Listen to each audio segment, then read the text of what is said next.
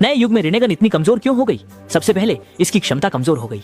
नए युग की कहानी में रिनेगन की क्षमताएं काफी हद तक कम कर दी गई हैं। उदाहरण के लिए रिनेगन के धारक उचिहा सासुके नए युग में रिनेगन की क्षमताओं का बहुत कम उपयोग करते हैं। वे मुख्य रूप से सुसेनो, टाइम स्पेस निंजुत्सु, रिनेगन की क्षमताएं और अंतरिक्ष पोर्टल पर निर्भर करते हैं, जबकि शिनरा टेंशी और चिबाकू टेंसेई जैसी शक्तिशाली क्षमताओं का लगभग बहुत कम उपयोग होता है। इसके अलावा ओत्सुत्सुकी कबीले के प्रकट होने से रिनेगन बहुत प्रचलित हो गया है।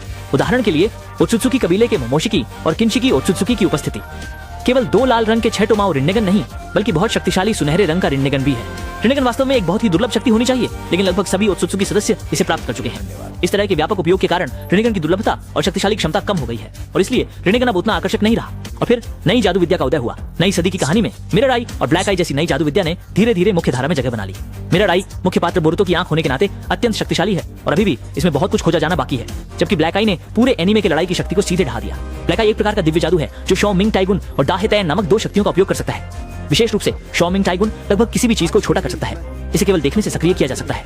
उपयोगकर्ता ओत्सुत्सुकी इशिकी जब उसके सामने 2 युद्धानुभवी लोग होते हैं तो उसकी शक्ति उन्हें पूरी तरह से हराने के लिए पर्याप्त होती है। इसकी तुलना में रिनेगन की क्षमता सचमुच कमजोर पड़ जाती है। अंत में कहानी को आगे बढ़ाने के लिए नई जादुई क्षमताओं और तकनीकों का परिचय आवश्यक है। ये नई क्षमताएं न केवल कहानी की सामग्री को समृद्ध करती है, बल्कि पात्रों के बीच की लड़ाइयों को अधिक विविध और रोमांचक बनाती है। क्योंकि इंसानों की दुनिया अब अजेय है, तो अब बाहरी अंतरिक्ष के प्राणियों के साथ लड़ लिया जाए।